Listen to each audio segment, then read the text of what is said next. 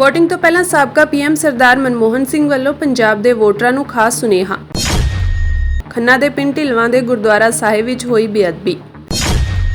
PM Modi ਨੂੰ ਸਵਾਲ ਕਰਨ ਜਾ ਰਹੇ ਪੰਜਾਬ ਦੇ ਕਿਸਾਨਾਂ ਤੇ ਪ੍ਰਸ਼ਾਸਨ ਦੀ ਕਾਰਵਾਈ। ਲੋਕ ਸਭਾ ਚੋਣਾਂ ਦੇ ਆਖਰੀ ਪੜਾਅ ਦੇ ਪ੍ਰਚਾਰ ਦਾ ਅੱਜ ਆਖਰੀ ਦਿਨ ਸੀ। ਪੰਜਾਬ ਵਿੱਚ ਆਖਰੀ ਪੜਾਅ ਵਿੱਚ ਵੋਟਾਂ ਪੈਣੀਆਂ ਹਨ। ਪੰਜਾਬ ਵਿੱਚ ਵੋਟਿੰਗ ਤੋਂ ਪਹਿਲਾਂ ਭਾਰਤ ਦੇ ਸਾਬਕਾ ਪ੍ਰਧਾਨ ਮੰਤਰੀ ਮਨਮੋਹਨ ਸਿੰਘ ਨੇ ਪੰਜਾਬ ਦੇ ਵੋਟਰਾਂ ਨਾਮ ਇੱਕ ਚਿੱਠੀ ਲਿਖੀ ਹੈ। ਉਨ੍ਹਾਂ ਕਿਹਾ ਕਿ ਭਾਰਤ ਇੱਕ ਨਾਜ਼ੁਕ ਮੋੜ ਤੇ ਖੜਾ ਹੈ। ਇਸ ਵੋਟਿੰਗ ਦੇ ਅਖੀਰਲੇ ਪੜਾਅ ਵਿੱਚ ਸਾਡੇ ਕੋਲ ਇੱਕ ਆਖਰੀ ਮੌਕਾ ਹੈ ਕਿ ਲੋਕਤੰਤਰ ਅਤੇ ਸਾਡੇ ਸੰਵਿਧਾਨ ਨੂੰ ਇੱਕ ਤਾਨਾਸ਼ਾਹ ਰਾਜ ਤੋਂ ਬਚਾਇਆ ਜਾ ਸਕੇ। ਪੰਜਾਬ ਅਤੇ ਪੰਜਾਬੀ ਬਹਾਦਰ ਹਨ। ਅਸੀਂ ਆਪਣੇ ਬਲੀਦਾਨੀ ਸੁਭਾਅ ਲਈ ਜਾਣੇ ਜਾਂਦੇ ਹਾਂ। ਸਾਡੇ ਵਿੱਚ ਲੋਕਤੰਤਰਿਕ ਏਕਤਾ ਸਿਧਾਂਤ ਦਾ ਪ੍ਰਬਲ ਵਿਸ਼ਵਾਸ ਹੈ ਜੋ ਏਕਤਾ, ਸਦਭਾਵਨਾ ਅਤੇ ਭਾਈਚਾਰੇ ਨੂੰ ਸੁਰੱਖਿਅਤ ਰੱਖ ਸਕਦਾ ਹੈ। ਪਿਛਲੇ 10 ਸਾਲਾਂ ਵਿੱਚ ਭਾਜਪਾ ਸਰਕਾਰ ਨੇ ਪੰਜਾਬ, ਪੰਜਾਬੀਆਂ ਅਤੇ ਪੰਜਾਬੀਅਤ ਨੂੰ ਬਦਨਾਮ ਕਰਨ ਵਿੱਚ ਕੋਈ ਕਸਰ ਨਹੀਂ ਛੱਡੀ। 750 ਕਿਸਾਨ ਜਿਨ੍ਹਾਂ ਵਿੱਚੋਂ ਬਹੁਤੇ ਪੰਜਾਬ ਦੇ ਸਨ, ਦਿੱਲੀ ਦੇ ਬਾਰਡਰਾਂ ਤੇ ਮਹੀਨਿਆਂ ਤੱਕ ਇੰਤਜ਼ਾਰ ਕਰਦੇ ਰਹੇ ਅਤੇ ਸ਼ਹੀਦ ਹੋ ਗਏ। ਪ੍ਰਧਾਨ ਮੰਤਰੀ ਨੇ ਸਾਡੇ ਕਿਸਾਨਾਂ ਨੂੰ ਅੰਦੋਲਨਜੀਵੀ ਅਤੇ ਪਰਜੀਵੀ ਕਿਹਾ। ਉਹਨਾਂ ਦੀ ਕੇਵਲ ਇੱਕ ਮੰਗ ਸੀ ਕਿ 3 ਖੇਤੀ ਕਾਨੂੰਨਾਂ ਨੂੰ ਰੱਦ ਕੀਤਾ ਜਾਵੇ ਜੋ ਉਹਨਾਂ ਨਾਲ ਬਿਨਾਂ ਸਲਾਹ ਮਸ਼ਵਰੇ ਦੇ ਲਏ ਗਏ ਸਨ। ਮੋਦੀ ਜੀ ਨੇ 2022 ਤੱਕ ਸਾਡੇ ਕਿਸਾਨਾਂ ਦੀ ਆਮਦਨ ਨੂੰ ਦੁੱਗਣਾ ਕਰਨ ਦਾ ਵਾਅਦਾ ਕੀਤਾ ਸੀ। ਪਿਛਲੇ 10 ਸਾਲਾਂ ਵਿੱਚ ਉਹਨਾਂ ਦੀਆਂ ਨੀਤੀਆਂ ਨੇ ਸਾਡੇ ਕਿਸਾਨਾਂ ਦੀ ਆਮਦਨ ਨੂੰ ਨੁਕਸਾਨ ਪਹੁੰਚਾਇਆ ਹੈ। ਪਿਛਲੇ 10 ਸਾਲਾਂ ਵਿੱਚ ਦੇਸ਼ ਦੀ ਅਰਥ ਵਿਵਸਥਾ ਨੇ ਬੇਹੱਦ ਉਥਲ-ਪੁਥਲ ਵੇਖੀ ਹੈ। ਨੋਟਬੰਦੀ ਦੀ ਵਿਪਤਾ, ਗਲਤ GST ਅਤੇ ਕੋਵਿਡ ਮਹਾਮਾਰੀ ਦੌਰਾਨ ਖਰਾਬ ਪ੍ਰਬੰਧ ਨੇ ਬਹੁਤ ਦੁਖਦਾਈ ਹਾਲਾਤ ਪੈਦਾ ਕੀਤੇ ਹਨ। 6-7% GDP ਵਾਧੇ ਦੀ ਔਸਤ ਤੋਂ ਘੱਟ ਹੋਣਾ ਸਧਾਰਨ ਹੋ ਗਿਆ ਹੈ।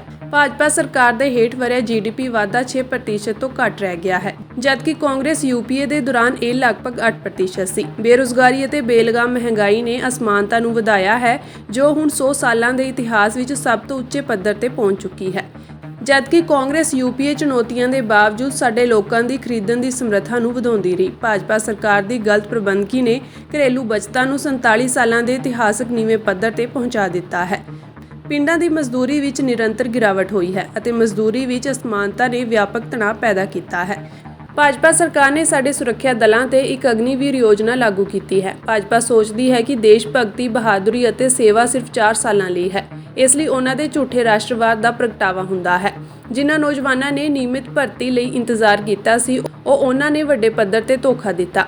ਪੰਜਾਬ ਦੇ ਨੌਜਵਾਨ ਜੋ ਕਿਸਾਨਾਂ ਦੇ ਪੁੱਤਰ ਹਨ, ਜਿਨ੍ਹਾਂ ਦਾ ਸੁਪਨਾ ਆਪਣੀ ਮਿੱਟੀ ਦੀ ਸੇਵਾ ਕਰਨਾ ਹੈ, ਹੁਣ 4 ਸਾਲਾਂ ਦੀ ਯੋਜਨਾ ਤੇ 2 ਵਾਰ ਸੋਚ ਰਿਹਾ ਹੈ। ਅਗਨੀਵੀਰ ਯੋਜਨਾ ਰਾਸ਼ਟਰੀ ਸੁਰੱਖਿਆ ਲਈ ਖਤਰਾ ਹੈ। ਇਸ ਲਈ ਕਾਂਗਰਸ ਪਾਰਟੀ ਨੇ ਅਗਨੀਵੀਰ ਯੋਜਨਾ ਨੂੰ ਰੱਦ ਕਰਨ ਦਾ ਵਾਅਦਾ ਕੀਤਾ ਹੈ। ਹੁਣ ਕਾਂਗਰਸ ਪਾਰਟੀ ਨੇ ਆਪਣੇ ਘੋਸ਼ਣਾ ਪੱਤਰ ਵਿੱਚ ਕਿਸਾਨ ਨਿਆਂ ਦੇ ਅਧੀਨ 5 ਭਰੋਸੇ ਦਿੱਤੇ ਹਨ। ਇਹਨਾਂ ਵਿੱਚ MSP ਦੀ ਕਾਨੂੰਨੀ ਗਰੰਟੀ, ਖੇਤੀਬਾੜੀ ਲਈ ਇੱਕ ਸਥਿਰ ਨਿਰਯਾਤ ਆਯਾਤ ਨੀਤੀ, ਖੇਤੀਬਾੜੀ ਕਰਜ਼ਾ ਮੁਆਫੀ ਲਈ ਇੱਕ ਸਥਾਈ ਕਮਿਸ਼ਨ ਸ਼ਾਮਿਲ ਹੈ। ਮੇਰੇ ਵਿਚਾਰ ਵਿੱਚ ਇਹ ਕਦਮ ਖੇਤੀਬਾੜੀ ਸੁਧਾਰਾਂ ਦੇ ਦੂਸਰੇ ਪੜਾਅ ਲਈ ਮਾਹੌਲ ਬਣਾਉਣਗੇ। ਉਹਨਾਂ ਕਿਹਾ ਕਿ ਅਤੀਤ ਵਿੱਚ ਕਿਸੇ ਵੀ ਪ੍ਰਧਾਨ ਮੰਤਰੀ ਨੇ ਸਮਾਜ ਦੇ ਕਿਸੇ ਵਿਸ਼ੇਸ਼ ਵਰਗ ਜਾਂ ਵਿਰੋਧੀ ਧਿਰ ਨੂੰ ਨਿਸ਼ਾਨਾ ਬਣਾਉਣ ਲਈ ਅਜਿਹੇ ਨਫ਼ਰਤ ਭਰੇ ਗੈਰ ਸੰਸਦੀ ਸ਼ਬਦਾਂ ਦੀ ਵਰਤੋਂ ਨਹੀਂ ਕੀਤੀ। ਮਨਮੋਹਨ ਸਿੰਘ ਨੇ ਕਿਹਾ ਕਿ ਚੋਣ ਪ੍ਰਚਾਰ ਦੌਰਾਨ ਮੋਦੀ ਨੇ ਸਭ ਤੋਂ ਵੱਧ ਨਫ਼ਰਤ ਭਰੇ ਭਾਸ਼ਣ ਦਿੱਤੇ ਹਨ ਜੋ ਪੂਰੀ ਤਰ੍ਹਾਂ ਨਾਲ ਫੁੱਟ ਪਾਊ ਹਨ। ਸਾਬਕਾ ਪ੍ਰਧਾਨ ਮੰਤਰੀ ਨੇ ਕਿਹਾ ਕਿ ਅਤੀਤ ਵਿੱਚ ਕਿਸੇ ਵੀ ਪ੍ਰਧਾਨ ਮੰਤਰੀ ਨੇ ਸਮਾਜ ਦੇ ਕਿਸੇ ਵਿਸ਼ੇਸ਼ ਵਰਗ ਜਾਂ ਵਿਰੋਧੀ ਧਿਰ ਨੂੰ ਨਿਸ਼ਾਨਾ ਬਣਾਉਣ ਲਈ ਅਜਿਹੇ ਭੱਦੇ, ਗੈਰ ਸੰਸਦੀ ਅਤੇ ਰੁੱਖੇ ਸ਼ਬਦਾਂ ਦੀ ਵਰਤੋਂ ਨਹੀਂ ਕੀਤੀ। ਉਹਨਾਂ ਕਿਹਾ ਕਿ PM ਮੋਦੀ ਨੇ ਮੇਰੇ ਬਾਰੇ ਵੀ ਕੁਝ ਗਲਤ ਬਿਆਨ ਦਿੱਤੇ ਹਨ। ਮੈਂ ਆਪਣੀ ਜ਼ਿੰਦਗੀ ਵਿੱਚ ਕਦੇ ਵੀ ਇੱਕ ਭਾਈਚਾਰੇ ਨੂੰ ਦੂਜੇ ਤੋਂ ਵੱਖ ਨਹੀਂ ਕੀਤਾ। ਭਾਜਪਾ ਕੋਲ ਇਸ ਤੇ ਇਕੱਲਾ ਕਾਪੀਰਾਈਟ ਹੈ। ਦੱਸ ਦਈਏ ਕਿ PM ਮੋਦੀ ਨੇ ਮਨਮੋਹਨ ਸਿੰਘ ਤੇ ਦੋਸ਼ ਲਾਇਆ ਸੀ ਕਿ ਜਦੋਂ ਪ੍ਰਧਾਨ ਮੰਤਰੀ ਸਨ ਤਾਂ ਉਹਨਾਂ ਕਿਹਾ ਸੀ ਕਿ ਦੇਸ਼ ਦੇ ਵਸੀਲਿਆਂ ਤੇ ਪਹਿਲਾ ਹੱਕ ਮੁਸਲਮਾਨਾਂ ਦਾ ਹੈ। ਮਨਮੋਹਨ ਸਿੰਘ ਨੇ ਕਿਹਾ ਕਿ ਭਾਰਤ ਦੇ ਲੋਕ ਇਹ ਸਭ ਕੁਝ ਦੇਖ ਰਹੇ ਹਨ। ਖੰਨਾ ਦੇ ਪਿੰਡ ਢਿਲਵਾਂ ਦੇ ਗੁਰਦੁਆਰਾ ਸਾਹਿਬ ਵਿੱਚ ਹੋਈ ਬੇਅਦਬੀ ਦੀ ਵੀਡੀਓ ਸਾਹਮਣੇ ਆਈ ਹੈ, ਜਿਸ ਤੋਂ ਬਾਅਦ ਪੂਰੇ ਇਲਾਕੇ ਵਿੱਚ ਰੋਹ ਦੀ ਲਹਿਰ ਫੈਲ ਗਈ। ਪੁਲਿਸ ਨੇ ਸਥਿਤੀ ਦੀ ਨਜ਼ਾਕਤ ਨੂੰ ਸਮਝਦਿਆਂ ਤੁਰੰਤ ਕਾਰਵਾਈ ਕਰਦੇ ਹੋਏ ਦੋਸ਼ੀ ਔਰਤ ਜਸਵੰਤ ਕੌਰ ਦੇ ਖਿਲਾਫ ਧਾਰਮਿਕ ਭਾਵਨਾਵਾਂ ਨੂੰ ਠੇਸ ਪਹੁੰਚਾਉਣ ਦਾ ਮਾਮਲਾ ਦਰਜ ਕਰਦੇ ਹੋਏ ਗ੍ਰਿਫਤਾਰ ਕਰ ਲਿਆ। CCTV ਵਿੱਚ ਦਿਖਾਈ ਦੇ ਰਿਹਾ ਹੈ ਕਿ ਪਿੰਡ ਦੀ ਜਸਵੰਤ ਕੌਰ, ਜੋ ਕਿ ਦਿਮਾਗੀ ਤੌਰ ਤੇ ਬਿਮਾਰ ਦੱਸੀ ਜਾਂਦੀ ਹੈ, ਗੁਰਦੁਆਰਾ ਸਾਹਿਬ ਆਉਂਦੀ ਹੈ। ਉਹ ਪਹਿਲਾਂ ਸ਼੍ਰੀ ਗੁਰੂ ਗ੍ਰੰਥ ਸਾਹਿਬ ਜੀ ਦੇ ਸੁਸ਼ੋਭਿਤ ਸਥਾਨ ਤੇ ਬੈਠਦੀ ਹੈ ਅਤੇ ਪਾਵਨ ਸਰੂਪ ਦੇ ਅੰਗਾਂ ਨਾਲ ਛੇੜਛਾੜ ਕਰਦੀ ਹੈ। ਫਿਰ ਉਹ ਪਵਿੱਤਰ ਸਰੂਪ ਨੂੰ ਇੱਕ ਪਾਸੇ ਇਕੱਠਾ ਕਰਦੀ ਹੈ। ਜਦੋਂ ਹੋਰ ਸੰਗਤਾਂ ਆ ਕੇ ਮੱਥਾ ਟੇਕਦੀਆਂ ਹਨ ਤਾਂ ਸ਼੍ਰੀ ਗੁਰੂ ਗ੍ਰੰਥ ਸਾਹਿਬ ਜੀ ਦੇ ਪਾਵਨ ਸਰੂਪ ਨਾਲ ਛੇੜਛਾੜ ਦਾ ਖੁਲਾਸਾ ਹੁੰਦਾ ਹੈ। ਇਸ ਘਟਨਾ ਤੋਂ ਬਾਅਦ ਇਲਾਕੇ ਦੀਆਂ ਕਈ ਸਿੱਖ ਜਥੇਬੰਦੀਆਂ ਦੇ ਨੁਮਾਇੰਦੇ ਮੌਕੇ ਤੇ ਪਹੁੰਚ ਗਏ। ਇੱਕ ਜਥਾ ਗੁਰਦੁਆਰਾ ਚੰਨ ਕਵਲ ਸਾਹਿਬ ਮਾਛੀਵਾੜਾ ਤੋਂ ਵੀ ਆਇਆ, ਜਿਸ ਤੋਂ ਬਾਅਦ ਪੁਲਿਸ ਨੇ ਜਸਵੰਤ ਕੌਰ ਖਿਲਾਫ ਮਾਮਲਾ ਦਰਜ ਕਰਕੇ ਉਸ ਨੂੰ ਗ੍ਰਿਫਤਾਰ ਕਰ ਲਿਆ। DSP ਤਰਲੋਚਨ ਸਿੰਘ ਨੇ ਦੱਸਿਆ ਕਿ ਸ਼੍ਰੀ ਗੁਰੂ ਗ੍ਰੰਥ ਸਾਹਿਬ ਜੀ ਦੇ ਪਾਵਨ ਸਰੂਪ ਨਾਲ ਛੇੜਛਾੜ ਕੀਤੀ ਗਈ ਹੈ। ਬਿਲਕੁਲ ਸੁਰੱਖਿਅਤ ਹੈ। ਛੇੜਛਾੜ ਨਾਲ ਧਾਰਮਿਕ ਭਾਵਨਾਵਾਂ ਨੂੰ ਠੇਸ ਪਹੁੰਚੀ ਹੈ, ਜਿਸ ਸੰਬੰਧੀ ਮਾਮਲਾ ਦਰਜ ਕਰ ਲਿਆ ਗਿਆ ਹੈ। ਹੋਰ ਮਾਮਲਿਆਂ ਬਾਰੇ ਵੀ ਵਿਸ਼ੇਸ਼ ਕਮੇਟੀ ਨੇ ਰਿਪੋਰਟ ਤਿਆਰ ਕਰ ਲਈ ਹੈ, ਜੋ ਸ਼੍ਰੀ ਅਕਾਲ ਤਖਤ ਸਾਹਿਬ ਦੇ ਜਥੇਦਾਰ ਅਤੇ ਸ਼੍ਰੋਮਣੀ ਕਮੇਟੀ ਦੇ ਪ੍ਰਧਾਨ ਨੂੰ ਭੇਜ ਦਿੱਤੀ ਗਈ ਹੈ। ਅੱਜ ਪਿੰਡ ਢਿਲਵਾਂ ਵਿਖੇ ਧੰਨ ਸ਼੍ਰੀ ਗੁਰੂ ਗ੍ਰੰਥ ਸਾਹਿਬ ਮਹਾਰਾਜ ਜੀ ਦਾ ਸਵੇਰ ਦੇ ਸਮੇਂ ਜਦੋਂ ਇੱਥੋਂ ਦੇ ਗ੍ਰੰਥੀ ਸਾਹਿਬ ਭਾਈ ਸ਼ਮਸ਼ੇਰ ਸਿੰਘ ਜੀ ਉਹਨਾਂ ਨੇ ਪ੍ਰਕਾਸ਼ ਕੀਤਾ, ਨਿਤਨੇਮ ਕੀਤਾ। ਉਪਰੰਤ ਉਹ ਆਪਣੇ ਕਮਰੇ ਵਿੱਚ ਸਨ। ਜਿਸ ਸਮੇਂ ਦੇ ਦੌਰਾਨ 5:15 ਵਜੇ ਇੱਕ ਇਸਤਰੀ ਨੇ ਆ ਕੇ, ਬੀਬੀ ਨੇ ਆ ਕੇ ਗੁਰੂ ਗ੍ਰੰਥ ਸਾਹਿਬ ਮਹਾਰਾਜ ਜੀ ਦੇ ਰੁਮਾਲਾ ਸਾਹਿਬ ਨੂੰ 2-3 ਵਾਰ ਪਿੱਛੇ ਹਟਾਇਆ। ਉਸ ਤੋਂ ਬਾਅਦ ਫਿਰ ਪਾਵਨ ਗੁਰੂ ਗ੍ਰੰਥ ਸਾਹਿਬ ਦੇ ਸਰੂਪ ਦੇ ਅੰਗ ਇੱਕ ਪਾਸੇ ਇਕੱਠੇ ਕਰ ਦਿੱਤੇ ਔਰ ਉਸ ਤੋਂ ਉਪਰੰਤ ਉਸਨੇ ਉਸੇ ਤਰ੍ਹਾਂ ਹੀ ਰੁਮਾਲਾ ਫਿਰ ਉੱਪਰ ਢੱਕ ਕੇ ਤੇ ਉਹ ਮਤਬੁੱਧੀ ਜੋ ਇਸਤਰੀ ਸੀ, ਜੋ ਦਿਮਾਗੀ ਤੌਰ ਤੇ ਉਸ ਦਾ ਸੰਤੁਲਨ ਠੀਕ ਨਹੀਂ ਔਰ ਉਹ ਆਪਣੇ ਚਲੇ ਗਈ। ਉਸ ਤੋਂ ਬਾਅਦ ਜਦੋਂ ਸੰਗਤ ਮੱਥਾ ਟੇਕਣ ਆਈ ਤਾਂ ਸੰਗਤ ਨੇ ਮਹਿਸੂਸ ਕੀਤਾ ਕਿ ਮਹਾਰਾਜ ਦੇ ਸਰੂਪ ਜੋ ਪ੍ਰਕਾਸ਼ਮਾਨ ਨਹੀਂ ਹਨ। ਤਾਂ ਉਹਨਾਂ ਸੰਗਤ ਨੇ ਜਦੋਂ ਦਰਸ਼ਨ ਕਰਨ ਦੀ ਕੋਸ਼ਿਸ਼ ਕੀਤੀ ਤਾਂ ਗੁਰੂ ਗ੍ਰੰਥ ਸਾਹਿਬ ਦੇ ਸਰੂਪ ਸਾਰੇ ਇੱਕ ਪਾਸੇ ਅੰਗ ਇਕੱਠੇ ਕੀਤੇ ਹੋਏ ਸਨ। ਉਹਨਾਂ ਨੇ ਉਸੇ ਵੇਲੇ ਗ੍ਰੰਥੀ ਸਿੰਘ ਨੂੰ ਕਮਰੇ ਵਿੱਚੋਂ ਬੁਲਾ ਕੇ ਤੇ ਸਾਰੀ ਸਿਚੁਏਸ਼ਨ ਦਿਖਾਈ, ਕਿਉਂਕਿ ਝੂਠੇ ਹੱਥਾਂ ਨਾਲ ਉਹ ਇਸਤਰੀ ਨੇ, ਬੀਬੀ ਨੇ ਆ ਕੇ ਗੁਰੂ ਸਵਾਰਿਓ ਗੁਰੂ ਗ੍ਰੰਥ ਸਾਹਿਬ ਦੀ ਬੇਅਦਬੀ ਕੀਤੀ ਹੈ ਔਰ ਗੁਰੂ ਮਹਾਰਾਜ ਸਤਿਗੁਰੂ ਜੀ ਦੇ ਸਰੂਪ ਦੀ ਇਹ ਬੇਅਦਬੀ ਇਸੇ ਕਰਕੇ ਹੋਈ ਹੈ। ਅਸੀਂ ਮਹਿਸੂਸ ਕਰ ਰਹੇ ਹਾਂ ਜਦੋਂ ਆ ਕੇ ਮਹਾਰਾਜ ਦੇ ਸਰੂਪ ਦਾ ਦਰਸ਼ਨ ਕੀਤਾ ਹੈ, ਅੰਗ ਤਾਂ ਨਹੀਂ ਪਾਟੇ ਹੋਏ ਗੁਰੂ ਗ੍ਰੰਥ ਸਾਹਿਬ ਦੇ, ਪਰ ਝੂਠੇ ਹੱਥਾਂ ਨਾਲ ਗੁਰੂ ਸਵਾਰਿਓ ਉਸ ਦਾ ਦਿਮਾਗੀ ਸੰਤੁਲਨ ਠੀਕ ਨਹੀਂ ਹੈ। ਤੇ ਇਹ ਵੀ ਕਮੀ ਦੇਖ ਰਹੇ ਹਾਂ ਕਿ ਇੱਥੇ ਕੋਈ ਸੇਵਾਦਾਰ ਹੀ ਹਾਜ਼ਰ ਨਹੀਂ। ਜਿਸ ਸਮੇਂ ਗੁਰੂ ਗ੍ਰੰਥ ਸਾਹਿਬ ਦਾ ਪ੍ਰਕਾਸ਼ ਹੈ, ਦਰਵਾਜ਼ਾ ਖੁੱਲ੍ਹਾ ਹੈ, ਤਾਂ ਆਪਾਂ ਨੂੰ ਅੱਜ ਬਹੁਤ ਵੱਡੀ ਇਹ ਦੁੱਖ ਦੀ ਘਟਨਾ ਹੈ। ਬਹੁਤ ਦੁੱਖ ਹੋਇਆ ਹੈ ਇਸ ਗੱਲ ਨੂੰ ਦੇਖ ਕੇ ਕਿ ਜੋ ਗੁਰੂ ਸਾਡੇ ਪ੍ਰਤੱਖ ਹਨ। ਅਰਦਾਸ ਵਿੱਚ ਰੋਜ਼ ਆਪਾਂ ਬੇਨਤੀ ਕਰਦੇ ਹਾਂ ਕਿ ਪ੍ਰਗਟ ਗੁਰਾਂ ਕੀ ਦੇ। ਹੁਣ ਪ੍ਰਗਟ ਗੁਰਾਂ ਕੀ ਦੇ ਦੀ ਸੇਵਾ ਸੰਭਾਲ ਬਹੁਤ ਕਮੀ ਹੈ। ਇੱਥੇ ਪ੍ਰਬੰਧਕਾਂ ਦੇ ਵਿੱਚ ਵੀ ਕਮੀ ਹੈ ਔਰ ਗ੍ਰੰਥੀ ਸਿੰਘ ਵਿੱਚ ਵੀ ਕਮੀ ਹੈ। ਜੇ ਆਪਾਂ ਸੱਚਖੰਡ ਵਿੱਚ ਜਾ ਕੇ ਜਿੱਥੇ ਮਹਾਰਾਜ ਦੇ ਸੁਖਾਸਨ ਦੀ ਸੇਵਾ ਹੋਣੀ ਸੀ ਉੱਥੇ ਜਾ ਕੇ ਦੇਖਿਆ ਤੇ ਉੱਥੇ ਚਾਦਰ ਨਹੀਂ ਵਿਛਾਈ ਹੋਈ, ਕੇਵਲ ਗੱਦਾ ਹੈ। ਕੁਝ ਸਫਾਈ ਦੀ ਵੀ ਕਮੀ ਹੈ। ਸੋ ਅੱਜ ਇੱਥੇ ਢਿਲਵਾਂ ਪਿੰਡ ਦੇ ਵਿੱਚ ਇਹ ਜੋ ਬੇਅਦਬੀ ਦੀ ਘਟਨਾ ਵਾਪਰੀ ਹੈ, ਬਹੁਤ ਦੁੱਖ ਹੋਇਆ ਹੈ। ਸਤਿਕਾਰਤ ਕਮੇਟੀ ਇਹ ਸਾਡੇ ਕੋਲ ਢਿਲਵਾਂ ਪਿੰਡ ਤੋਂ ਸਵੇਰੇ ਤਕਰੀਬਨ 7 ਵਜੇ ਦੇ ਲਾਗੇ ਸਾਡੇ ਕੋਲ ਇਨਫੋਰਮੇਸ਼ਨ ਆਈ ਸੀ ਕਿ ਜਸਵੰਤ ਕੌਰ ਵਾਈਫ ਆਫ ਵਿਕਰਮ ਸਿੰਘ ਦੀ ਇੱਕ ਲੇਡੀ ਨੇ ਢਿਲਵਾਂ ਪਿੰਡ ਦੇ ਗੁਰਦੁਆਰੇ ਸਾਹਿਬ ਦੇ ਵਿੱਚ ਜਾ ਕੇ ਮਹਾਰਾਜ ਦਾ ਰੁਮਾਲਾ ਜਿਹੜਾ ਗੁਰੂ ਗ੍ਰੰਥ ਸਾਹਿਬ ਦਾ ਪਾਸੇ ਕਰਕੇ ਗੁਰੂ ਗ੍ਰੰਥ ਸਾਹਿਬ ਦੇ ਨਾਲ ਜਿਹੜੇ ਉਹਨੇ ਛੇੜਛਾੜ ਕੀਤੀ ਹੈ, ਜਿਹਦੇ ਨਾਲ ਬੇਅਦਬੀ ਕੀਤੀ ਹੈ। ਪਰ ਇਸ ਦੌਰਾਨ ਕੋਈ ਗੁਰੂ ਗ੍ਰੰਥ ਸਾਹਿਬ ਦੇ ਮਹਾਰਾਜ ਦੇ ਅੰਗਾਂ ਦੀ ਕੋਈ ਬੇਅਦਬੀ ਨਹੀਂ ਹੋਈ। ਜਿਹੜੀ ਉਹਨੇ ਛੇੜਛਾੜ ਕਰਕੇ ਬੇਅਦਬੀ ਕੀਤੀ ਹੈ, ਇਹਦੇ ਸੰਬੰਧੀ ਸਾਡੇ ਕੋਲ ਸਰ ਸੁਖਵਿੰਦਰ ਸਿੰਘ ਨੇ, ਭਗਵਾਨਪੁਰ ਸਤਿਕਾਰ ਕਮੇਟੀ ਦੇ ਜਿਹੜੇ ਮੈਂਬਰ ਆਪਣੇ ਪ੍ਰਧਾਨ ਨੇ, ਇਹਨਾਂ ਦੀ ਕੰਪਲੇਂਟ ਤੇ ਹੀ FIR ਨੰਬਰ 117 ਅੰਡਰ ਸੈਕਸ਼ਨ 295 ਦਰਜ ਕਰਕੇ ਇਸ ਲੇਡੀ ਨੂੰ ਗ੍ਰਿਫਤਾਰ ਕਰ ਲਿਆ ਗਿਆ ਹੈ। ਇਸ ਤੋਂ ਬਿਨਾਂ ਸਤਿਕਾਰ ਕਮੇਟੀ ਵੱਲੋਂ ਜਿਹੜੀ ਉੱਥੇ ਸੁੱਖ ਆਸਣ ਜਿੱਥੇ ਮਹਾਰਾਜ ਦਾ ਕੀਤਾ ਜਾਂਦਾ ਹੈ ਉੱਥੇ ਕੋਈ ਇਤਰਾਜ਼ ਜਤਾਏ ਆ, ਉਹਦੇ ਬਾਰੇ ਗੁਰਦੁਆਰਾ ਚਰਨ ਕਮਲ ਸਾਹਿਬ ਤੋਂ ਜਿਹੜੀ ਇੱਕ ਕਮੇਟੀ ਆਈ ਸੀ ਦੀ SGPC ਮੈਂਬਰ, ਉਹਨਾਂ ਨੇ ਵੀ ਆਪਣੀ ਜਿਹੜੀ ਰਿਪੋਰਟ ਤਿਆਰ ਕਰਕੇ ਦਰਬਾਰ ਸਾਹਿਬ ਉੱਥੇ SGPC ਦਾ ਹੈੱਡ ਆਫਿਸ ਦਾ ਉੱਥੇ ਭੇਜ ਦਿੱਤਾ।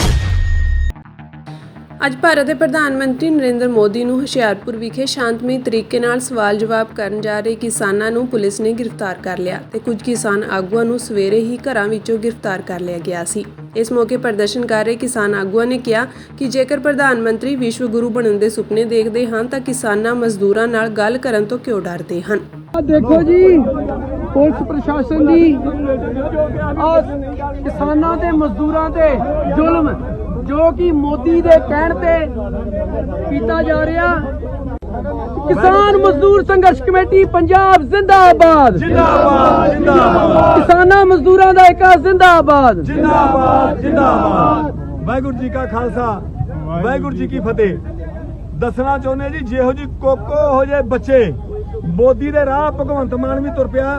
ਕਿਸਾਨ ਮਜ਼ਦੂਰ ਜੋ ਸ਼ਾਂਤਮਈ ਤਰੀਕੇ ਨਾਲ ਆਪਣਾ ਪ੍ਰੋਟੈਸਟ ਕਰ ਰਹੇ ਸੀ, ਜਿਹੜੇ ਮੋਦੀ ਹਕੂਮਤ ਨੂੰ ਸਵਾਲ ਕਰਨਾ ਚਾਹੁੰਦੇ ਸੀ, ਤੇ ਅੱਜ ਭਗਵੰਤ ਮਾਨ ਮੋਦੀ ਦੇ ਹੱਕ 'ਚ ਭੁਗਤਿਆ ਤੇ ਆਹ ਕਿਰਤੀਆਂ ਨੂੰ ਡਾਂਗਾਂ ਨਾਲ ਕੁੱਟ ਕੇ ਗੱਡੀਆਂ 'ਚ ਪਾ ਲਿਆ ਤੇ ਜੇਲ੍ਹਾਂ 'ਚ ਸੁੱਟਣ ਜਾ ਰਹੇ ਆ। ਤੇ ਅਸੀਂ ਦੱਸਣਾ ਚਾਹੁੰਦੇ ਹਾਂ, ਜਦ ਤੱਕ MSP ਦੀ ਗਰੰਟੀ ਨਹੀਂ ਮਿਲਦੀ, ਕਿਸਾਨਾਂ ਮਜ਼ਦੂਰਾਂ ਦਾ ਸਮੁੱਚਾ ਕਰਜ਼ਾ ਮਾਫ ਨਹੀਂ ਹੁੰਦਾ, ਨਸ਼ਾ ਤਸਕਰੀ, ਮਾਈਨਿੰਗ ਮਾਫੀਆ, ਲੁੱਟਾਂ ਖੋਹਾਂ ਦੀਆਂ ਵਾਰਦਾਤਾਂ ਨੂੰ ਠੱਲ ਨਹੀਂ ਪੈਂਦੀ।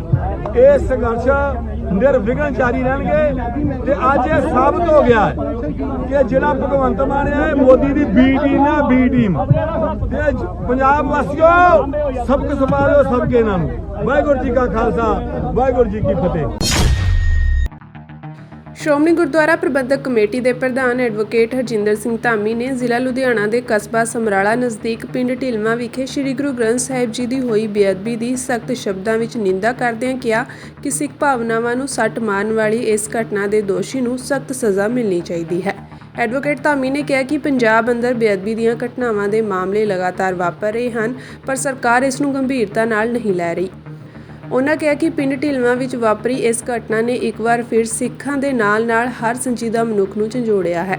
ਐਡਵੋਕੇਟ ਧਾਮੀ ਨੇ ਮੰਗ ਕੀਤੀ ਕਿ ਬੇਅਦਬੀਆਂ ਦੇ ਮਾਮਲੇ ਵਿੱਚ ਸਖਤ ਸਜ਼ਾਵਾਂ ਦਾ ਪ੍ਰਬੰਧ ਬੇਹੱਦ ਲਾਜ਼ਮੀ ਹੋਵੇ ਅਤੇ ਅਜਿਹੇ ਮਾਮਲਿਆਂ ਵਿੱਚ ਤੇਜ਼ੀ ਨਾਲ ਅਦਾਲਤੀ ਸੁਣਵਾਈ ਯਕੀਨੀ ਬਣੇ। ਸ਼੍ਰੋਮਣੀ ਕਮੇਟੀ ਪ੍ਰਧਾਨ ਨੇ ਸੰਗਤ ਨੂੰ ਵੀ ਅਪੀਲ ਕੀਤੀ ਕਿ ਗੁਰਦੁਆਰਾ ਸਾਹਿਬਾਨ ਅੰਦਰ CCTV ਕੈਮਰੇ ਰਾਹੀਂ ਨਿਗਰਾਨੀ ਅਤੇ ਸੁਰੱਖਿਆ ਦੇ ਪੁਖਤਾ ਇੰਤਜ਼ਾਮ ਕਰਨ ਅਤੇ ਪਹਿਰੇਦਾਰੀ ਲਈ ਹਰ ਸਮੇਂ ਸੇਵਾਦਾਰ ਗੁਰਦੁਆਰਾ ਸਾਹਿਬਾਨਾਂ ਵਿੱਚ ਹਾਜ਼ਰ ਰਹਿਣ।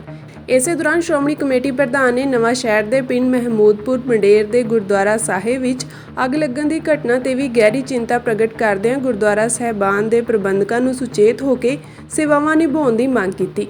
ਉਨ੍ਹਾਂ ਕਿਹਾ ਕਿ ਗਰਮੀ ਦਾ ਮੌਸਮ ਹੋਣ ਕਾਰਨ ਗੁਰਦੁਆਰਾ ਸਾਹਿਬਾਨ ਅੰਦਰ ਬਿਜਲੀ ਉਪਕਰਨਾਂ ਦੀ ਸਮੇਂ-ਸਮੇਂ ਜਾਂਚ ਕੀਤੀ ਜਾਵੇ ਅਤੇ ਇਹ ਵੀ ਯਕੀਨੀ ਬਣਾਇਆ ਜਾਵੇ ਕਿ ਬਿਨਾਂ ਲੋੜ ਅਤੇ ਸੇਵਾਦਾਰਾਂ ਦੀ ਹਾਜ਼ਰੀ ਤੋਂ ਬਿਨਾਂ ਉਪਕਰਨ ਚੱਲਦੇ ਨਾ ਰਹਿਣ। ਪੰਜਾਬ ਦੇ ਭਖਦੇ ਮੁੱਦਿਆਂ ਵਿੱਚੋਂ ਸਭ ਤੋਂ ਸੰਵੇਦਨਸ਼ੀਲ ਵਾਤਾਵਰਣ ਦੇ ਮੁੱਦੇ ਤੇ ਸੰਤ ਬਲਵੀਰ ਸਿੰਘ ਸੀਚੇਵਾਲ ਪ੍ਰਚਾਰ ਦੇ ਆਖਰੀ ਦਿਨਾਂ ਤੱਕ ਵੀ ਆਪਣੀ ਆਵਾਜ਼ ਬੁਲੰਦ ਕਰਦੇ ਰਹੇ।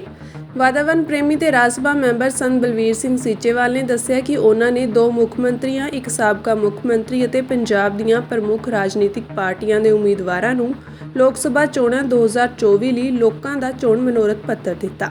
ਸੰਤ ਸੀਚੇਵਾਲ ਨੇ ਦੱਸਿਆ ਕਿ ਚੋਣ ਪ੍ਰਚਾਰ ਦੇ ਖਤਮ ਹੋਣ ਦੇ ਇੱਕ ਦਿਨ ਪਹਿਲਾਂ ਉਹਨਾਂ ਨੇ ਦਿੱਲੀ ਦੇ ਮੁੱਖ ਮੰਤਰੀ ਅਰਵਿੰਦ ਕੇਜਰੀਵਾਲ ਨੂੰ ਵਾਤਾਵਰਣ ਦਾ ਇਹ ਏਜੰਡਾ ਸੌਂਪਿਆ ਸੀ। ਉਸ ਤੋਂ ਪਹਿਲਾਂ ਪੰਜਾਬ ਦੇ ਮੁੱਖ ਮੰਤਰੀ ਭਗਵੰਤ ਸਿੰਘ ਮਾਨ, ਸਾਬਕਾ ਮੁੱਖ ਮੰਤਰੀ ਤੇ ਜਲੰਧਰ ਤੋਂ ਕਾਂਗਰਸ ਦੇ ਉਮੀਦਵਾਰ ਚਰਨਜੀਤ ਸਿੰਘ ਚੰਨੀ ਨੂੰ ਵੀ ਜਨਤਕ ਤੌਰ ਤੇ ਇਹ ਏਜੰਡਾ ਸੌਂਪਿਆ ਸੀ। ਆਮ ਆਦਮੀ ਪਾਰਟੀ ਦੇ ਉਮੀਦਵਾਰ ਪਵਨ ਕੁਮਾਰ ਟੀਨੂ, ਸ਼੍ਰੋਮਣੀ ਅਕਾਲੀ ਦਲ ਦੇ ਉਮੀਦਵਾਰ ਮਹਿੰਦਰ ਸਿੰਘ KP ਅਤੇ ਭਾਜਪਾ ਦੇ ਖਡੂਰ ਸਾਹਿਬ ਹਲਕੇ ਤੋਂ ਉਮੀਦਵਾਰ ਮਨਜੀਤ ਸਿੰਘ ਮੰਨਾ ਨੂੰ ਇਹ ਮੰਗ ਪੱਤਰ ਸੌਂਪ ਕੇ ਉਹਨਾਂ ਕੋਲੋਂ ਵਾਅਦਾ ਲਿਆ ਸੀ ਕਿ ਉਹ ਆਪਣੇ ਚੋਣ ਪ੍ਰਚਾਰ ਦੌਰਾਨ ਲੋਕਾਂ ਵਿੱਚ ਇਸ ਦੀ ਚਰਚਾ ਕਰਨਗੇ। ਸੰਤ ਸੀਚੇਵਾਲ ਨੇ ਪੰਜਾਬ ਦੇ ਸਮੂਹ ਵੋਟਰਾਂ ਨੂੰ ਅਪੀਲ ਕੀਤੀ ਕਿ ਉਹ ਉਹਨਾਂ ਉਮੀਦਵਾਰਾਂ ਨੂੰ ਹੀ ਵੋਟ ਪਾਉਣ ਜਿਨ੍ਹਾਂ ਕੋਲ ਵਾਤਾਵਰਣ ਨੂੰ ਸਾਫ਼ ਸੁਥਰਾ ਰੱਖਣ ਦੀ ਰਣਨੀਤੀ ਹੋਵੇ। ਸੰਤ ਬਲਵੀਰ ਸਿੰਘ ਸੀਚੇਵਾਲ ਨੇ ਕਿਹਾ ਕਿ ਸੰਤ ਸਮਾਜ ਵੱਲੋਂ ਬਕਾਇਦਾ ਪ੍ਰੈਸ ਕਾਨਫਰੰਸ ਕਰਕੇ 15 ਅਪ੍ਰੈਲ ਨੂੰ ਇਸ ਵਾਤਾਵਰਣ ਦੇ ਏਜੰਡੇ ਨੂੰ ਜਾਰੀ ਕੀਤਾ ਗਿਆ ਸੀ ਤੇ ਅਪੀਲ ਕੀਤੀ ਗਈ ਸੀ ਕਿ ਲੋਕ ਉਹਨਾਂ ਉਮੀਦਵਾਰਾਂ ਨੂੰ ਹੀ ਵੋਟਾਂ ਪਾਉਣ ਜਿਹੜੇ ਹਵਾ, ਪਾਣੀ, ਧਰਤੀ ਤੇ ਪ੍ਰਦੂਸ਼ਣ ਨੂੰ ਖਤਮ ਕਰਨ ਦੀ ਗੱਲ ਕਰਨਗੇ। ਸੰਤ ਸੀਚੇਵਾਲ ਨੇ ਦੱਸਿਆ ਕਿ ਵਾਤਾਵਰਣ ਸੰਬੰਧੀ ਰਾਜਸੀ ਆਗੂਆਂ ਨੇ ਭਾਵੇਂ ਇਸ ਸੰਬੰਧੀ ਗੱਲ ਓਨੀ ਖੁੱਲ੍ਹ ਕੇ ਨਹੀਂ ਕੀਤੀ ਜਿੰਨੀ ਕਿ ਇਹਦੀ ਲੋੜ ਸੀ, ਪਰ ਉਹਨਾਂ ਨੂੰ ਇਸ ਗੱਲ ਦੀ ਤਸੱਲੀ ਹੈ ਕਿ ਰਾਜਸੀ ਆਗੂਆਂ ਅਤੇ ਲੋਕਾਂ ਦਾ ਧਿਆਨ ਵਾਤਾਵਰਣ ਵਰਗੇ ਸੰਵੇਦਨਸ਼ੀਲ ਮੁੱਦੇ ਵੱਲ ਜ਼ਰੂਰ ਗਿਆ ਹੈ। ਸੰਤ ਸੀਚੇਵਾਲ ਨੇ ਪੰਜਾਬ ਦੇ ਵਧ ਰਹੇ ਤਾਪਮਾਨ ਦਾ ਜ਼ਿਕਰ ਕਰਦਿਆਂ ਕਿਹਾ ਕਿ ਇੰਨੀ ਗਰਮੀ ਪਹਿਲਾਂ ਕਦੇ ਨਹੀਂ ਸੀ ਪਈ। ਇਸ ਵਾਰੀ ਸਾਨੂੰ ਗੰਭੀਰਤਾ ਨਾਲ ਸੋਚਣ ਦੀ ਲੋੜ ਹੈ। ਜਲਵਾਯੂ ਪਰਿਵਰਤਨ ਦੀ ਮਾਰ ਤੋਂ ਬਚਣ ਲਈ ਸੰਤ ਸੀਚੇਵਾਲ ਨੇ ਲੋਕਾਂ ਨੂੰ ਅਪੀਲ ਕੀਤੀ ਕਿ ਉਹ ਆਉਂਦੀਆਂ ਬਰਸਾਤਾਂ ਦੇ ਮੌਸਮ ਦੌਰਾਨ ਵੱਧ ਤੋਂ ਵੱਧ ਬੂਟੇ ਲਗਾਉਣ। ਕਾਂਗਰਸੀ ਆਗੂ ਸੁਖਪਾਲ ਸਿੰਘ ਖਹਿਰਾ ਨੇ ਪੰਜਾਬ ਦੇ ਮੁੱਖ ਮੰਤਰੀ ਭਗਵੰਤ ਮਾਨ ਤੇ ਇਲਜ਼ਾਮ ਲਗਾਇਆ ਕਿ ਪੰਜਾਬ ਸਰਕਾਰ ਵੱਲੋਂ ਉਹਨਾਂ ਦਾ WhatsApp ਬੰਦ ਕਰ ਦਿੱਤਾ ਗਿਆ ਹੈ। ਅੱਜ ਆਪਣੇ ਸੋਸ਼ਲ ਮੀਡੀਆ ਪਲੇਟਫਾਰਮ ਫੇਸਬੁੱਕ ਤੇ ਲਾਈਵ ਹੋ ਕੇ ਖਹਿਰਾ ਨੇ ਕਿਹਾ ਕਿ ਭਗਵੰਤ ਮਾਨ ਮੇਰੇ ਚੋਣ ਪ੍ਰਚਾਰ ਤੋਂ ਇੰਨਾ ਜ਼ਿਆਦਾ ਡਰ ਗਿਆ ਹੈ ਕਿ ਉਸਨੇ ਮੇਰਾ WhatsApp ਬੰਦ ਕਰ ਦਿੱਤਾ ਹੈ। ਉਹਨਾਂ ਇਸ ਮੌਕੇ ਪੰਜਾਬ ਦੀ ਸਥਿਤੀ ਤੇ ਸਵਾਲ ਚੁੱਕਦਿਆਂ ਕਿਹਾ ਕਿ ਕੀ ਅਸੀਂ ਆਜ਼ਾਦ ਪੰਜਾਬ ਵਿੱਚ ਰਹਿ ਰਹੇ ਹਾਂ ਜਿੱਥੇ ਸਾਨੂੰ ਆਪਣਾ ਚੋਣ ਪ੍ਰਚਾਰ ਕਰਨ ਤੋਂ ਇਸ ਤਰ੍ਹਾਂ ਦੀਆਂ ਚਾਲਾਂ ਚੱਲ ਕੇ ਰੋਕਣ ਦੀ ਕੋਸ਼ਿਸ਼ ਕੀਤੀ ਜਾ ਰਹੀ ਹੈ। ਉਹਨਾਂ ਕਿਹਾ ਕਿ ਤੁਹਾਡੇ ਵਿੱਚ ਤੇ ਪ੍ਰਧਾਨ ਮੰਤਰੀ ਮੋਦੀ ਵਿੱਚ ਕੋਈ ਅੰਤਰ ਨਹੀਂ ਰਹਿ ਗਿਆ ਹੈ। ਜਿਵੇਂ ਉਹ ਤਾਨਾਸ਼ਾਹੀ ਕਰ ਰਿਹਾ ਹੈ ਉਸੇ ਤਰ੍ਹਾਂ ਪੰਜਾਬ ਵਿੱਚ ਆਮ ਆਦਮੀ ਪਾਰਟੀ ਦੀ ਸਰਕਾਰ ਧੱਕੇਸ਼ਾਹੀ ਕਰ ਰਹੀ ਹੈ। ਭਗਵੰਤ ਮਾਨ ਦੀ ਸਰਕਾਰ, ਕੇਜਰੀਵਾਲ ਅਖੌਤੀ, ਫਰਜੀ, ਇਨਕਲਾਬੀ ਇੰਨੇ ਘਬਰਾ ਗਏ ਨੇ ਸਾਡੇ ਸੰਗਰੂਰ ਦੇ ਚੋਣ ਪ੍ਰਚਾਰ ਤੋਂ ਕਿ ਉਹਨਾਂ ਨੇ ਸ਼ਿਕਾਇਤਾਂ ਕਰ ਕਰਕੇ ਪਰਸੋਂ ਸ਼ਾਮ ਦਾ ਮੇਰਾ WhatsApp ਬੰਦ ਕਰਵਾ ਦਿੱਤਾ ਹੈ। ਤੁਸੀਂ ਦੇਖ ਸਕਦੇ ਹੋ। ਔਰ WhatsApp ਇੱਕ ਬਹੁਤ ਇੰਪੋਰਟੈਂਟ ਮਾਧਿਅਮ ਹੈ ਜਿਹਦੇ ਨਾਲ ਅਸੀਂ ਲੋਕਾਂ ਤੱਕ ਪਹੁੰਚਦੇ ਹਾਂ। ਬਹੁਤ ਸਾਰੀ ਇਨਫੋਰਮੇਸ਼ਨ ਮੇਰੇ ਕੋਲ ਆਉਂਦੀ ਆ। ਮੈਂ ਤਾਂ ਸਿਰਫ ਇਹ ਪੁੱਛਣਾ ਚਾਹੁੰਦਾ ਕਿ ਕੇਜਰੀਵਾਲ ਔਰ ਭਗਵੰਤ ਮਾਨ ਅਕਸਰ ਇਹ ਸਾਰੀਆਂ ਗੱਲਾਂ ਇਲਜ਼ਾਮ ਮੋਦੀ ਦੀ ਬੀਜੇਪੀ ਸਰਕਾਰ ਤੇ ਲਾਉਂਦੇ ਨੇ। ਇਸ ਦੇਸ਼ में आज़ादी नहीं है, मीडिया आज़ाद नहीं है। ਤੁਸੀਂ ਪੰਜਾਬ ਦੇ ਵਿੱਚ ਉਹ ਗਦਰ ਮਚਾਇਆ ਨਾ, ਸਾਰਾ ਪੰਜਾਬ ਦਾ ਜਿਹੜਾ ਆਰਗੈਨਿਕ ਇੰਡੀਪੈਂਡੈਂਟ ਮੀਡੀਆ, ਜਾਂ ਤਾਂ ਤੁਸੀਂ ਉਹਨਾਂ ਤੇ ਕੇਸ ਰਜਿਸਟਰ ਕਰਾ ਕੇ ਪਰਚੇ ਦਰਜ ਕਰਾ ਕੇ ਜਰਨਲਿਸਟਾਂ ਤੇ ਉੱਤੇ, ਜਿਵੇਂ ਕਿ ਦਸਤਾਵੇਜ਼ ਵਾਲੇ ਦੇ ਪਿੱਛੇ ਰਜਿੰਦਰ ਟੱਗਰ ਤੇ ਕੀਤਾ, ਅਤੇ ਉਹਨਾਂ ਦੇ ਸਾਰੇ ਅਕਾਊਂਟਸ ਬੰਦ ਕਰਾਏ ਫੇਸਬੁੱਕ ਤੇ, ਟਵਿੱਟਰ ਤੇ, ਇੰਸਟਾਗ੍ਰਾਮ ਤੇ। ਔਰ ਹੁਣ ਤੁਸੀਂ ਇਸ ਖੋਜੀ ਹਰਕਤ ਤੇ ਆ ਗਏ ਹੋ ਕਿ ਤੁਸੀਂ ਹੁਣ ਸਾਡੇ ਆਪਣੇ ਵਿਰੋਧੀ ਦਾ WhatsApp ਵੀ ਬੰਦ ਕਰਾਤਾ ਹੈ। ਮੇਰੇ ਕੋਲ ਮੇਰੀਆਂ ਬ੍ਰੌਡਕਾਸਟ ਲਿਸਟਾਂ ਸੀ, ਮੈਂ ਮੀਡੀਆ ਤੱਕ ਨਹੀਂ ਪਹੁੰਚ ਸਕ ਰਿਹਾ। ਮੇਰੇ ਕੋਲ 5000 ਆਦਮੀ ਦੇ ਗਰੁੱਪਸ ਬਣੇ ਹੋਏ ਨੇ ਜਿਹੜੇ ਬ੍ਰੌਡਕਾਸਟ ਲਿਸਟ, ਜਿਹਦੇ ਨਾਲ ਮੈਂ ਸਾਰੀ ਆਊਟਰੀਚ ਮੇਰੀ ਆ ਉਹ ਪਰਸੋਂ ਸ਼ਾਮ ਦੀ ਬੰਦ। ਪਹਿਲਾਂ ਮੈਂ ਸੋਚਿਆ ਕਿ ਰੂਟੀਨ ਹੈ, ਸ਼ਾਇਦ ਦੁਬਾਰਾ ਚਲਾ ਦੇਣਗੇ। ਅਸੀਂ ਈਮੇਲ ਵੀ ਕੀਤੀ, ਅਸੀਂ ਉਹਨਾਂ ਨਾਲ ਕੰਟੈਕਟ ਵੀ ਕੀਤਾ, ਲੇਕਿਨ ਮੇਰਾ WhatsApp ਉਹਨਾਂ ਨੇ ਫॉर ਅਨਨੋਨ ਰੀਜ਼ਨਸ ਕਿ ਸਾਡੀ ਪਾਲਿਸੀ ਦੇ ਮੁਤਾਬਕ ਤੁਹਾਡਾ WhatsApp ਨਹੀਂ ਚੱਲ ਰਿਹਾ। ਐਨ ਇਲੈਕਸ਼ਨ ਦੇ ਪੋਲਿੰਗ ਤੋਂ 2 ਦਿਨ ਬੰਦ ਕਰਾਉਣ ਤੋਂ ਪਹਿਲਾਂ ਇਹਦਾ ਮਤਲਬ ਇਹਨਾਂ ਨੇ ਆਪਣੀ ਹਾਰ ਸਵੀਕਾਰ ਕਰ ਲਈ ਆ। ਹੁਣ ਇੰਨੇ ਹਿੱਲ ਗਏ ਨੇ ਕਿ ਆਪਣੇ ਵਿਰੋਧੀਆਂ ਦੇ ਸੋਸ਼ਲ ਮੀਡੀਆ WhatsApp ਗਰੁੱਪਾਂ ਤੇ ਵੀ ਅਟੈਕ ਕਰਨਾ ਸ਼ੁਰੂ ਕਰਤਾ। ਤੇ ਫਿਰ ਤੁਹਾਡੇ ਵਿੱਚ ਤੇ ਮੋਦੀ ਤੇ ਬੀਜੇਪੀ ਤਾਨਾਸ਼ਾਹ 'ਚ ਕੀ ਫਰਕ ਆ? ਤੁਸੀਂ ਪਹਿਲਾਂ ਪਰਚਿਆਂ ਤੇ ਵੀ ਰੋਂਦੇ ਹੋ ਕਿ ਈਡੀ ਔਰ CBI ਹਮਾਰੇ ਕੋ ਝੂਠੇ ਪਰਚੇ ਕਰ ਰਹੀ ਹੈ। ਤੁਸੀਂ ਪੰਜਾਬ ਦੇ ਝੂਠੇ ਪਰਚੇ ਨਹੀਂ ਕੀਤੇ। ਤੁਸੀਂ ਭਾਈ ਅਮਰਿਤਪਾਲ ਸਿੰਘ ਖਾਲਸਾ ਤੇ NSA ਲਾ ਕੇ ਉਹਨਾਂ ਨੂੰ ਅਸਾਮ ਦੀਆਂ ਜੇਲ੍ਹਾਂ ਵਿੱਚ ਨਹੀਂ ਭੇਜਿਆ। ਦੱਸਿਓ ਜ਼ਰਾ ਕਿਹਦੇ ਕਹਿਣ ਤੇ ਭੇਜਿਆ, ਇਹ ਵੀ ਦੱਸੋ। ਕਾਂਗਰਸ ਨੇ ਦੋਸ਼ ਲਾਇਆ ਕਿ ਪ੍ਰਧਾਨ ਮੰਤਰੀ ਨਰਿੰਦਰ ਮੋਦੀ 30 ਮਈ ਤੋਂ ਧਿਆਨ ਲਾਉਣ ਦਾ ਨਾਟਕ ਕਰਕੇ ਆਦਰਸ਼ ਚੋਣ ਜ਼ਾਬਤੇ ਦੀ ਉਲੰਘਣਾ ਕਰਨ ਜਾ ਰਹੇ ਹਨ। ਉਨ੍ਹਾਂ ਚੋਣ ਕਮਿਸ਼ਨ ਨੂੰ ਅਪੀਲ ਕੀਤੀ ਕਿ ਮੋਦੀ ਦੇ ਇਸ ਧਿਆਨ ਲਾਉਣ ਸੰਬੰਧੀ ਦੌਰੇ ਦੀ ਮੀਡੀਆ ਕਵਰੇਜ ਨਾ ਹੋਣੀ ਯਕੀਨੀ ਬਣਾਈ ਜਾਵੇ। ਕਾਂਗਰਸ ਨੇ ਦੋਸ਼ ਲਗਾਇਆ ਕਿ ਅਜਿਹਾ ਕਰਕੇ ਮੋਦੀ 48 ਘੰਟੇ ਪਹਿਲਾਂ ਬੰਦ ਹੋਣ ਵਾਲੇ ਪ੍ਰਚਾਰ ਸੰਬੰਧੀ ਨਿਯਮਾਂ ਦੀ ਉਲੰਘਣਾ ਕਰਨਗੇ। ਕਾਂਗਰਸੀ ਆਗੂ ਰਣਦੀਪ ਸੁਰਜੇਵਾਲਾ, ਅਭਿਸ਼ੇਕ ਸਿੰਘਵੀ ਅਤੇ ਸਈਦ ਨਸੀਰ ਹੁਸੈਨ ਇਸ ਸੰਬੰਧੀ ਅੱਜ ਚੋਣ ਕਮਿਸ਼ਨ ਨੂੰ ਮਿਲੇ ਤੇ ਭਾਜਪਾ ਦੇ ਆਦਰਸ਼ ਚੋਣ ਜ਼ਾਬਤੇ ਦੀਆਂ ਧੱਜੀਆਂ ਉਡਾਉਂਦੇ ਦੋਸ਼ ਲਾਉਂਦਿਆਂ ਇੱਕ ਮੰਗ ਪੱਤਰ ਵੀ ਸੌਂਪਿਆ। ਉਨ੍ਹਾਂ ਦਾਅਵਾ ਕੀਤਾ ਕਿ ਕੰਨਿਆ ਕੁਮਾਰੀ ਵਿੱਚ ਧਿਆਨ ਮੰਡਪ ਵਿੱਚ ਮੋਦੀ ਦਾ ਧਿਆਨ ਲਾਉਣ ਸੰਬੰਧੀ ਇਹ ਪ੍ਰੋਗਰਾਮ ਸਪਸ਼ਟ ਤੌਰ ਤੇ ਆਦਰਸ਼ ਚੋਣ ਜ਼ਾਬਤੇ ਦੀ ਉਲੰਘਣਾ ਹੈ। ਦਿੱਲੀ ਦੇ ਮੁੱਖ ਮੰਤਰੀ ਅਰਵਿੰਦ ਕੇਜਰੀਵਾਲ ਨੇ ਕਥਿਤ ਆਬਕਾਰੀ ਘਪਲੇ ਨਾਲ ਸੰਬੰਧਿਤ ਮਨੀ ਲਾਂਡਰਿੰਗ ਮਾਮਲੇ ਵਿੱਚ ਪੱਕੀ ਜ਼ਮਾਨਤ ਦੀ ਮੰਗ ਲਈ ਅੱਜ ਇੱਥੇ ਅਦਾਲਤ ਦਾ ਰੁਖ ਕੀਤਾ। ਵਿਸ਼ੇਸ਼ ਜੱਜ ਕਾਵੇਰੀ ਬਵੇਜਾ ਨੇ ਬਾਅਦ ਵਿੱਚ ਮਾਮਲੇ ਦੀ ਸੁਣਵਾਈ ਕਰਦਿਆਂ ਈਡੀ ਤੋਂ ਇਸ ਬਾਰੇ ਜਵਾਬ ਦਾਖਲ ਕਰਨ ਲਈ ਕਿਹਾ। ਅਦਾਲਤ ਨੇ ਏਜੰਸੀ ਨੂੰ ਕਿਹਾ ਕਿ ਉਹ ਸ਼ਨੀਚਰਵਾਰ ਤੱਕ ਆਪਣਾ ਜਵਾਬ ਦਾਖਲ ਕਰੇ। ਸੁਪਰੀਮ ਕੋਰਟ ਨੇ ਕੇਜਰੀਵਾਲ ਨੂੰ 1 ਜੂਨ ਤੱਕ ਅੰਤਰਿਮ ਜ਼ਮਾਨਤ ਦੇ ਦਿੱਤੀ ਹੈ। ਪ੍ਰਧਾਨ ਮੰਤਰੀ ਨਰਿੰਦਰ ਮੋਦੀ ਦੀ ਹੁਸ਼ਿਆਰਪੁਰ ਰੈਲੀ ਦੌਰਾਨ ਪੰਜਾਬ ਭਾਜਪਾ ਦੇ ਪ੍ਰਧਾਨ ਸੁਨੀਲ ਜਾਖੜ ਨੇ ਆਮ ਆਦਮੀ ਪਾਰਟੀ ਅਤੇ ਕਾਂਗਰਸ ਤੇ ਤਿੱਖਾ ਨਿਸ਼ਾਨਾ ਸਾਧਿਆ ਹੈ। ਉਨ੍ਹਾਂ ਕਿਹਾ ਕਿ ਉਨ੍ਹਾਂ ਦਾ ਗੱਠਜੋੜ ਨਾਪਾਕ ਹੈ ਤੇ ਪੰਜਾਬ ਲਈ ਵੱਡਾ ਸ਼ਰਾਪ ਹੈ। ਇਹ ਭ੍ਰਿਸ਼ਟਾਚਾਰ ਦੀ ਦੁਕਾਨ ਦੇ ਹੀ 2 ਦਰਵਾਜ਼ੇ ਹਨ। ਇਹ ਦੋਵੇਂ ਪਾਰਟੀਆਂ ਪੰਜਾਬ ਦੀ ਨਸਲ ਅਤੇ ਫਸਲ ਲਈ ਖਤਰਾ ਹਨ। ਉਨ੍ਹਾਂ ਕਿਹਾ ਕਿ ਪੰਜਾਬ ਅੱਜ ਜੋ ਵੀ ਸਮੱਸਿਆਵਾਂ ਨਾਲ ਜੂਝ ਰਿਹਾ ਹੈ ਉਹ ਕਾਂਗਰਸ ਅਤੇ ਆਪ ਦਾ ਹੀ ਯੋਗਦਾਨ ਹੈ। ਉਨ੍ਹਾਂ ਕਿਹਾ ਕਿ ਉਹ ਪੰਜਾਬ ਵਿੱਚ ਜਨਤਾ ਦੀਆਂ ਅੱਖਾਂ ਵਿੱਚ ਧੂੜ ਪਾਉਣ ਲਈ ਵੱਖੋ ਵੱਖਰੇ ਢੰਗ ਨਾਲ ਲੜ ਰਹੇ ਹਨ, ਪਰ ਅੰਦਰੋਂ ਦੋਵੇਂ ਇੱਕ ਹਨ।